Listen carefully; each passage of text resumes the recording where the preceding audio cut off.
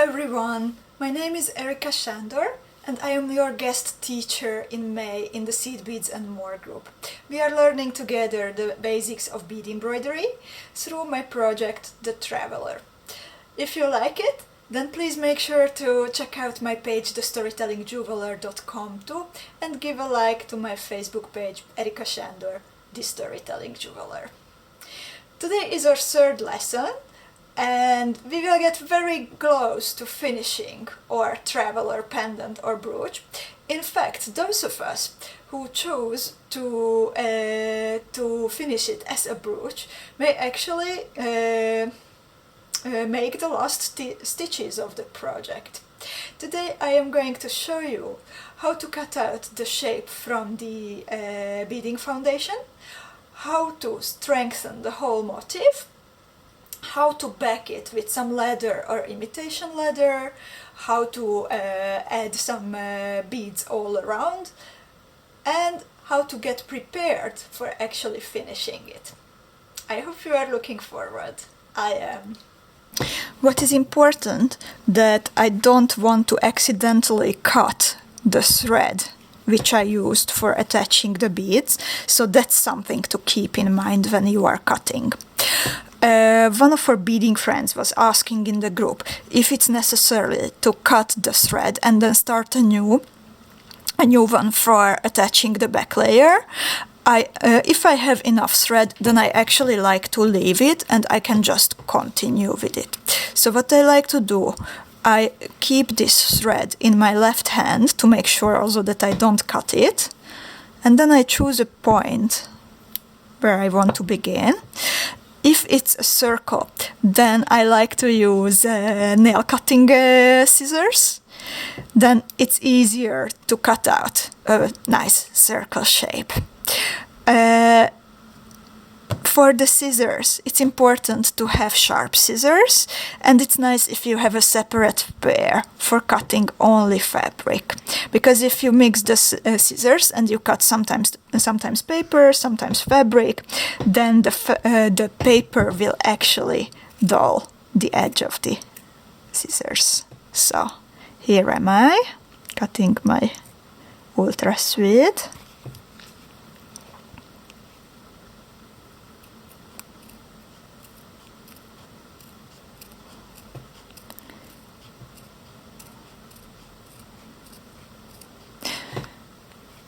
You can always go smaller, but you can't make the ultra sweet glue. So go for it as you are when you are cutting hair. Maybe you experienced hair cutting at home during isolation. So start with a bigger circle if you are not 100% sure, and then you can still adjust it.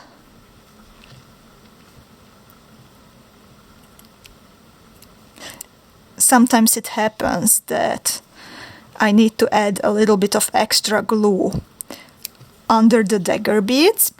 It's because I am manipulating with the shape, so it can happen that the glue gives up a little bit, but then if I add a little bit of extra under when I am finished, then it works well.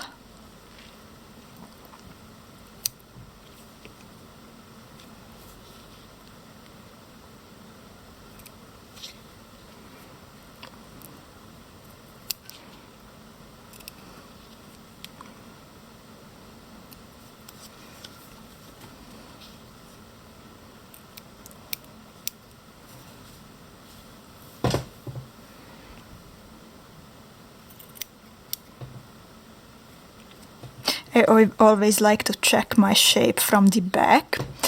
Then I see it better if it's a nice circle or not.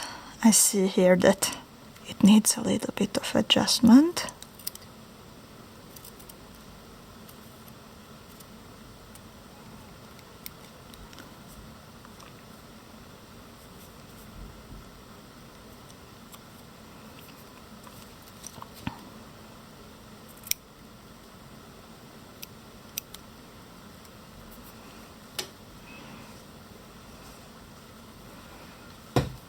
But all in all, I think it's pretty good. I will make this part a bit nicer.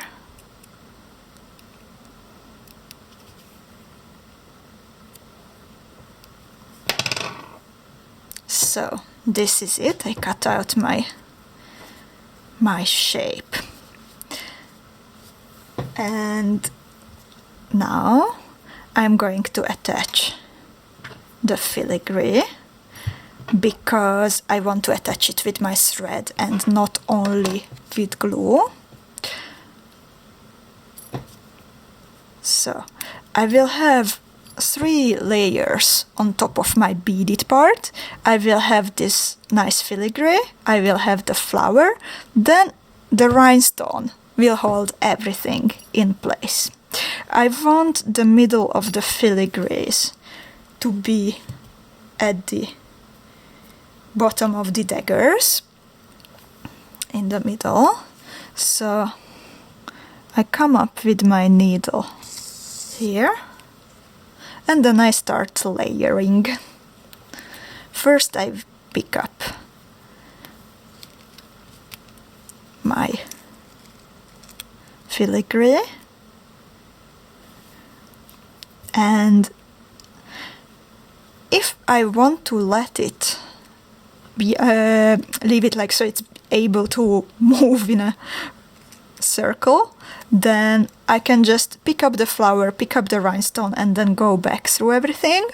But if I want to attach it, to like really fix it so it's not possible to move around with it anymore, then I just bead down here through another part of the filigree. It can be tricky, see? And then I come up again in the middle of the filigree and I attach it in one more point. I pull my thread tight. You see, the filigree is fixed nicely. If I wanted to, I could also go straight away for the rhinestone, but I like this layering method. So now I come up again through the middle of the filigree. I bead it through the ultra suede from the bottom to the top. I add my flower, and then I pick up my rhinestone. Some of you were actually asking me if these kinds of rhinestones can be used in bead embroidery. And the questions were most of the time like if it's possible to use them instead of cup chain. And my answer was that I would, if it's possible for you to get cup chain, then I would go for cup chain, because it's a lot more easier to attach cup chain nice and faster than to attach these kinds of rhinestones all around the motif.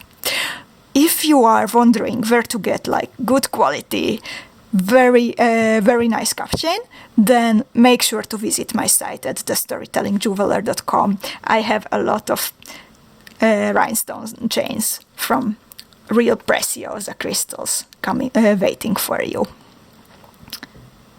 By the way, this one, this Suwon rhinestone, it is also a preciosa rhinestone, custom made.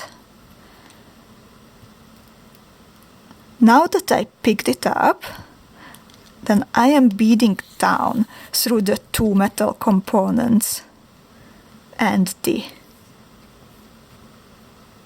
fabric. And I hope that I can arrange this nicely. I bead up again because I want to go through the second hole of the rhinestone too, to make sure that it's nice and even, because these kinds of rhinestones, they actually have two holes as crossing on the back. So I want to nicely even it out.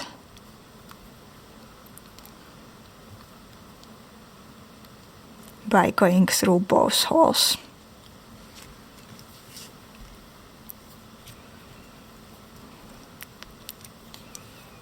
Also be careful when you are working with crystals set in metal components, because your thread can tangle around the claws of the metal and it's very easy to damage your fire line. So that's something you need to be careful about.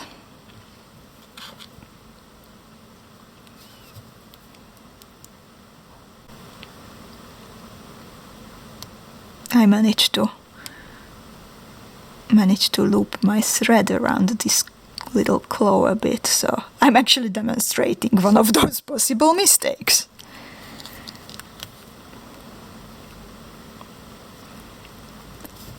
Still trying a bit more.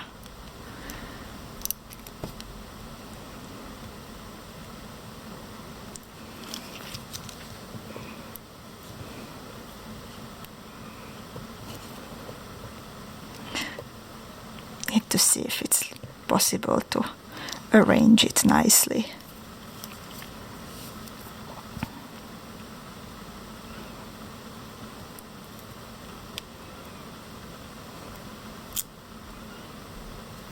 Yes, this is it. So this is how it looks like at the moment. Again, I think you know what's next for me now. I am tying a knot. Here is my loop. I go through the loop one time, second time. I pull the thread so the knots go where they are supposed to be. I put my index finger to hold them down, and then I pull my thread. This is it. The next step is to strengthen the motif a bit. You can do it with, for example, gluing a layer of lacy stiff stuff on the back, or, as I do it, you can also glue there a layer of chocolate paper. Yeah, this is one of my favorites, chocolate with dark chocolate with chili. So, if you have a smaller motif, then you don't necessarily need to strengthen it. For example, as the earrings here, they don't need additional strengthening because there is barely anything beyond the focal. This could also go without strengthening. My older travelers don't have this extra layer, but I think it's a lot better when they are sturdier. For comparison, here are my two newest brooches. These are not travelers, but these are turtles from the family of jewel turtles. And while the sunshine turtle is not bagged with chocolate paper, the river turtle, it has this extra layer. So here you can see the difference.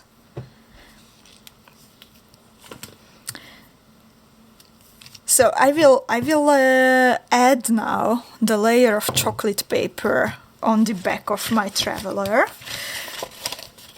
I like to use chocolate or paper from lasagna boxes. It is nice if it has this waxed layer, but you want to have something which is not extremely thick. Go for a thinner version of this kind of paper. So, what I'm doing, I will apply glue all over the back of my traveler, especially of this part with the dagger beads.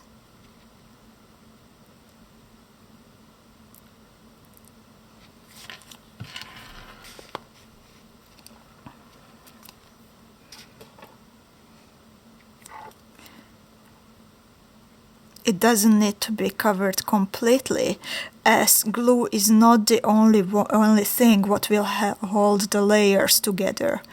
It's just a little extra, and it will make sure that you can actually hold the layers together while you are adding small stitches all around the motif. So here it is, my traveler with the glue. I want to put it at a place where the cardboard is, of course, not textured. So in my case, between the name of the chocolate and between the logo.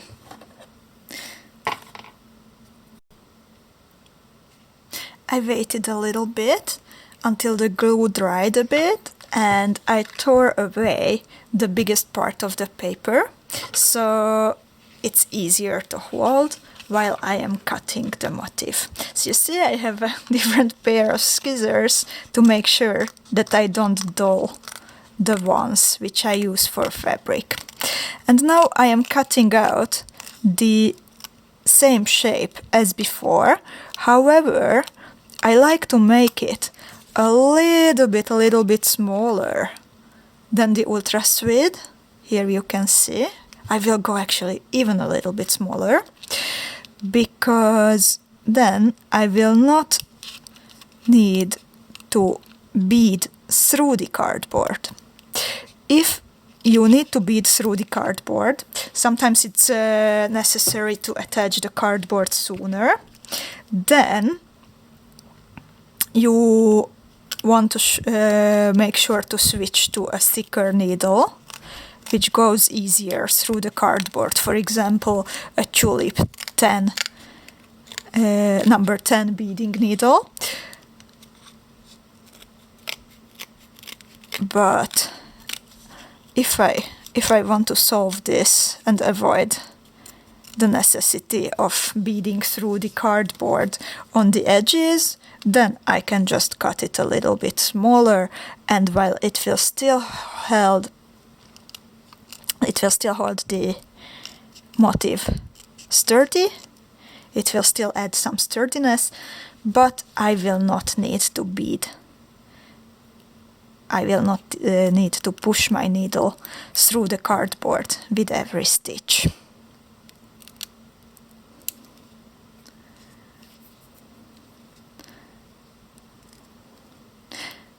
It's funny, if you looked into the bead embroidered pieces I have done recently, then you would find out what kinds of chocolates have I eaten recently. Isn't it funny?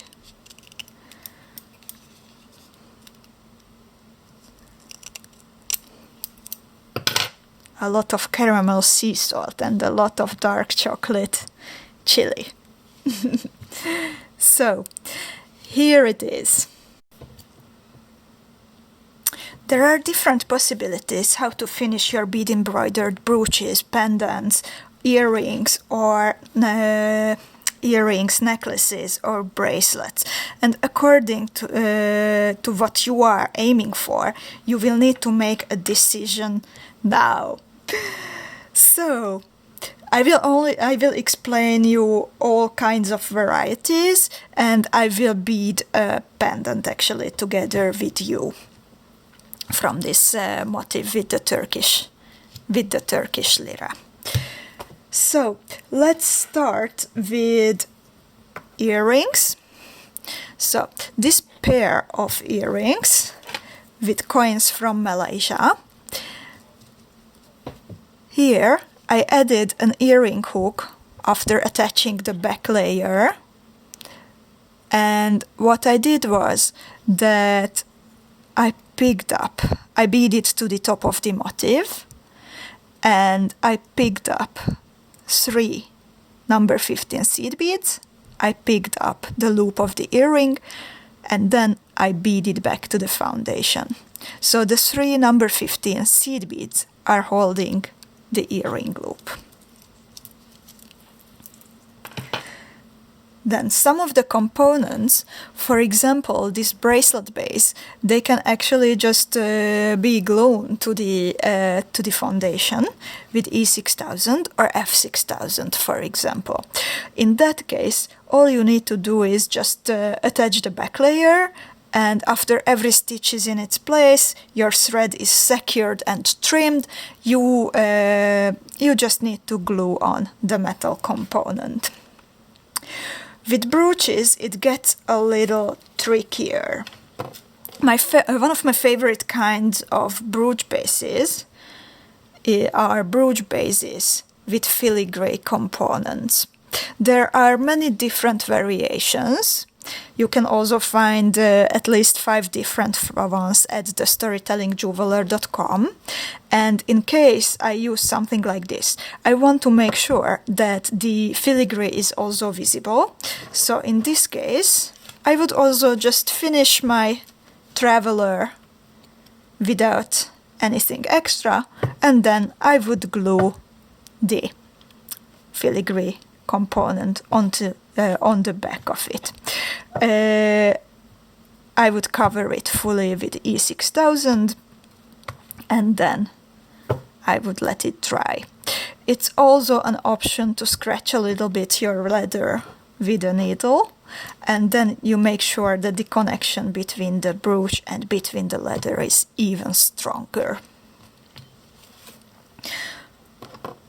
Another kind of brooch base is this one, as on the turtle, for example. And here I wanted the main part of the brooch to be behind the leather. So what I did was I drew the turtle. Drew the outlines of my finished motif on the leather, and then I placed the brooch base on the leather, and I marked where do I want to cut out the little shapes. So that's what I did.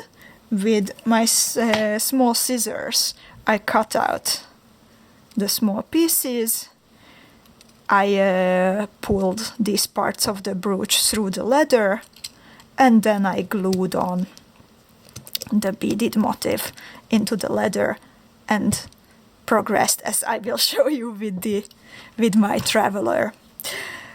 Then here is a pendant, actually, where I wanted to include a metal ring on top of the pendant, and this is what's then holding a beaded bead, and through the beaded bead I pulled a chain. So what I did here, that before attaching the before attaching the leather backing to the beaded part, I glued the ring onto the ultra suede. In this I don't have any paper yet. It is an older piece, and then I attached the leather and the ultra suede together with tiny blanket stitches. I just jumped over the metal ring here, then I continued here on this point. Again, I jumped over the metal ring, and then I continued here. Then another version, how I finished another piece of bead embroidery. Here is my Rock My Heart pendant and brooch in one.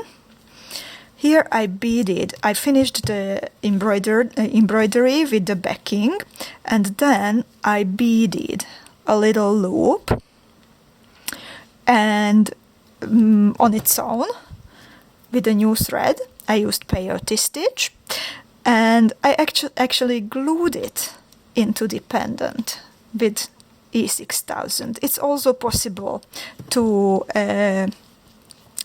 stitch it to the leather, by the way.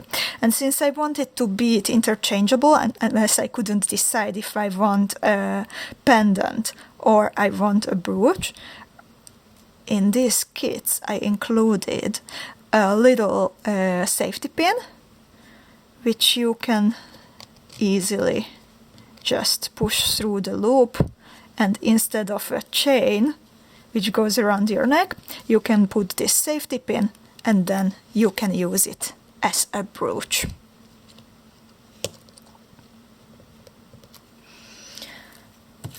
The version I am going to bead now together with you will include some more beads all around, and it will also include a beaded loop on top of the pendant from peyote stitch, and I will hang another component at the bottom. Today I'm going to show you how to attach the leather backing or the imitation leather to your beaded part, beaded motif. Today I will use this beautiful turquoise piece of imitation leather as my backing. I got this from a beading friend, Petra, and when I saw it, then I knew immediately that this will be the perfect backing for my newest traveler pendant. So thank you very much, Petra.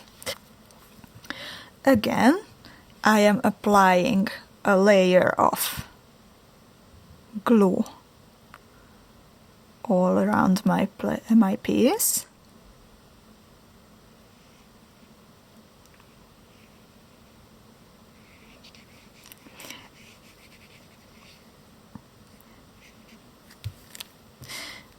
Again, the stitches all around your motif will be the ones which will hold together your traveler. So this doesn't need to be like something super strong. It is just for the sake that you can actually hold your piece until you are attaching the layers to each other. So as you see, I am pushing down my traveler into the fabric, into the imitation leather. I still have my thread and needle attached to it, since I had quite a lot of leftover thread after I finished attaching the beads. And now, this is my fabric scissors. These are my fabric scissors.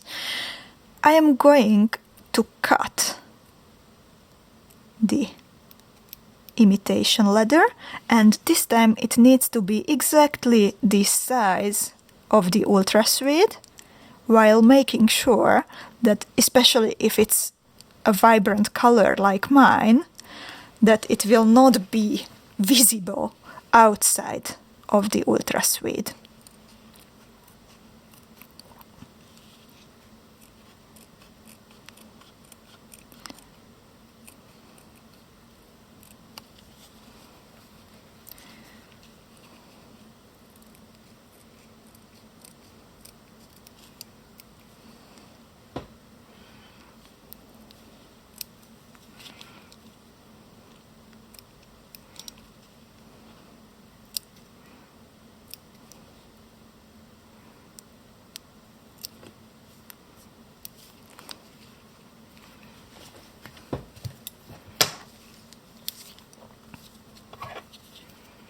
Again, if you are not 100% happy right away, you can still trim your backing a little bit.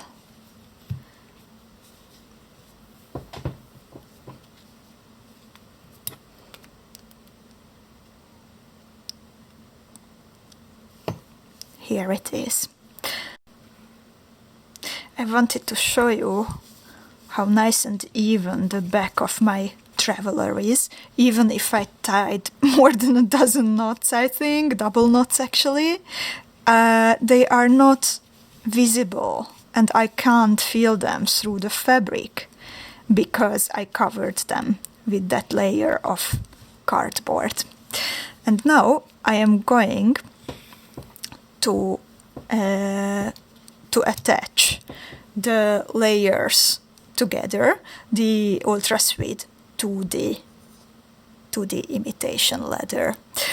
On this part, all around the beads, I will add extra Miyuki Delica, and afterward even picots of three Miyuki round seed beads, number 15s, and around the daggers I will just go around with simple blanket stitches without adding extra beads. So these are the Delica beads I have chosen for this part, and as I have mentioned, I still have my thread and needle from the last round of pearls and seed beads I attached to my traveler. If you need to start a new thread, then just tie a knot at the end of your thread and just as me bead through the ultra thread towards the front of your traveler. Your knot, you can hide it between the leather, between the backing and the foundation, and if you have a little tail, then you can just push it in between the two layers. So at the moment I just went through the ultra thread to the front, and I will make one more stitch at the same place, beading through the leather and through the ultra thread to the front. Now I will pick up 2 pieces of Delica beads and I bead through the leather and the ultra thread to the front. The distance between the first and the second stitch should be about the distance of the Delica bead, so it's about 1.5 millimeters. Now I'm exiting the traveler on the front and I bead up through the second Delica bead. My thread is actually now between the first and the second bead. I bead down through the first Delica towards the center of the motif, and I bead up again through the second. And when I pull my thread, then the 2 Delica beads will be nicely attached to each other, since I pulled together not only the top of them but also the bottom of them. Now I pick up a new Delica bead and I bead through the leather and the ultra thread to the front. Again, the distance should be about the distance of a Delica bead. I pull my thread and I bead up through the Delica.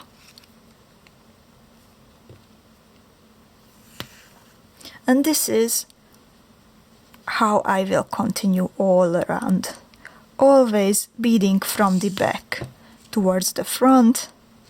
The distance is the width of the bead itself, and then I bead up through the bead which I just picked up.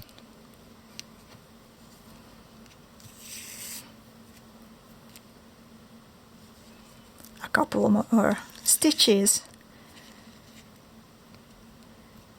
so you can see it a couple more times before you try your own.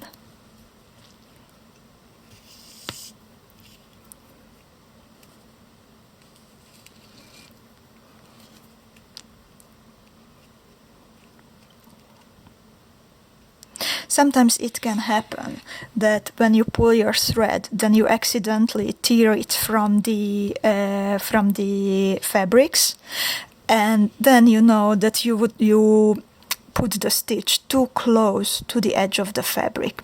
It should be around 1.5 millimeters, but well, of course, it still can happen that you tear it out from the fabric, because it can be a little bit thinner, or maybe you pulled too hard. Don't worry if that happens, then just try putting the stitch a little bit further into your fabric. I'm still working on this edging around my traveler. However, I'm at the end of my thread and I wanted to show you how do I add new thread and how do I finish. Well, adding new thread is actually easy, but I wanted to show you how do I finish my old thread. So my needle is exiting the last Delica bead I picked up, and now I bead back through the penultimate delica and also a little bit through the ultra sweet, so I come up between a pearl and a number 11 here on the edge. Very probably you will have different beads on the edge, but yeah, this is like the theory and you can apply it to your very own situation. So I'm trying which way is easier to go, in which way it's easier to go, because the beads can be filled up already with quite some thread. So I will bead a little bit in this direction.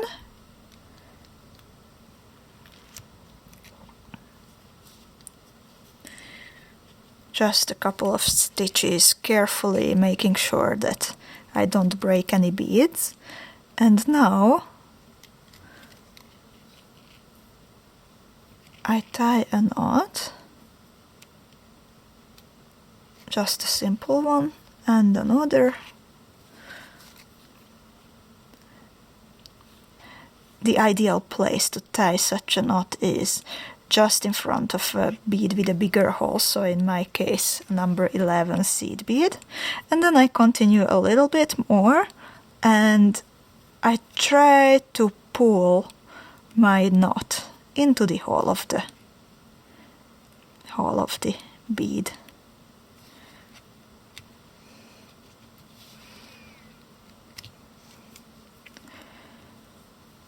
I have the urge to go at once through more beads actually, but I have to restrict myself because I know that then it would be easy to break a bead or two.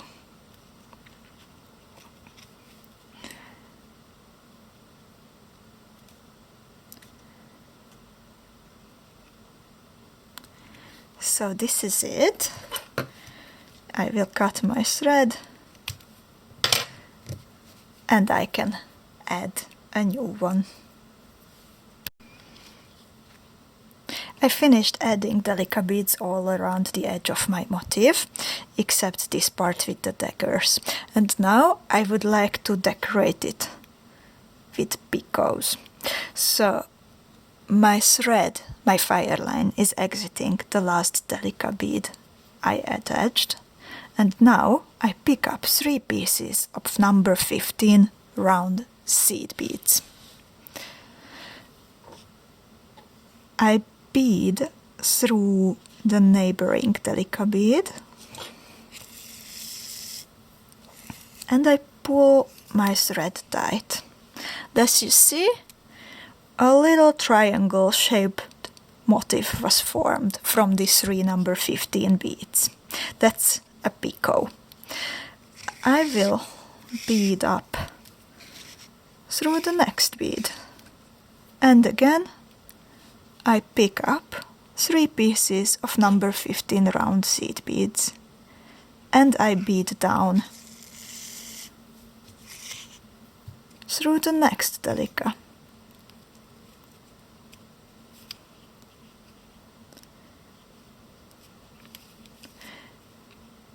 Every here and there I stop and I make sure that they are shaped nicely.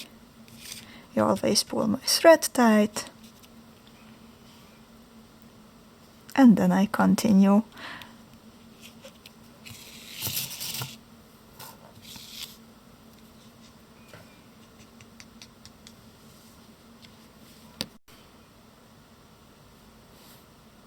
I added picots all around my motif, and as you can see I ended up with having only one last delica number 11. I'm pretty happy with it actually, because I anyway wanted to explain to you how to solve such a situation, but it's even better that I can show it to you. So, since I have only one delica bead here left at the corner, I can't add a picot of 3 attached to 2 delicas as before. By the way, this can happen to you also if you bead a full circle of this type of edging, not only when you have added dagger beads to interrupt your circle. So it's anyway nice to know how to solve this. So I am exiting the last piece of Delica, and I picked up, instead of 3, I picked up only 2 number 15s. And now I bead back through the last number 15 and the Delica bead itself. And when I pull the thread, then you see I will have a picot of 2 number 15s attached to 1 Delica bead. You can actually play with this, and you can also alternate between adding 2 number 15s over 1 Delica and 3 number 15s over 2 Delica beads. You can add like 2 seed beads and one group of 3 seed beads, as you like. You can also alternate between different colors. And now I am going to show you how to add stitches without picking up Delica beads. That's actually even easier, but first I wanted to close off this part, finish off this part. So I will just get closer with a tiny stitch to this edge, and here I will bead towards the front through the leather and through the ultra sweet. And when I pull my needle, then I make sure that my needle comes through this little loop of thread.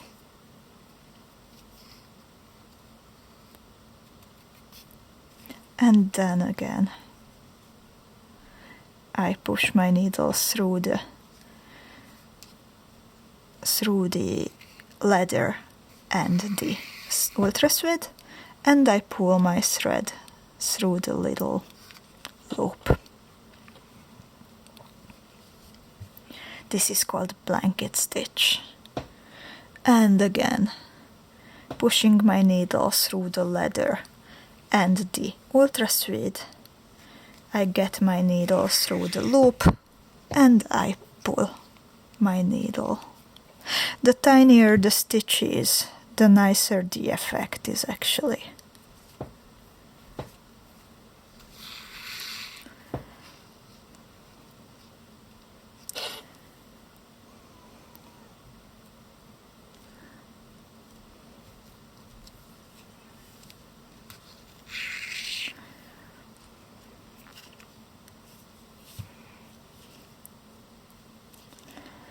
And this part, I see that the backing is actually visible from the front, so very, very carefully I'm going to trim it a little bit more.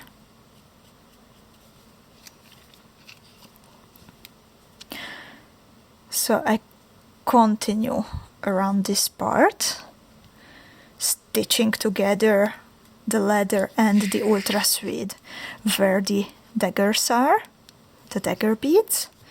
And when I'm done with this part, then I will finish my thread in the same way as I showed you before when I was adding new thread.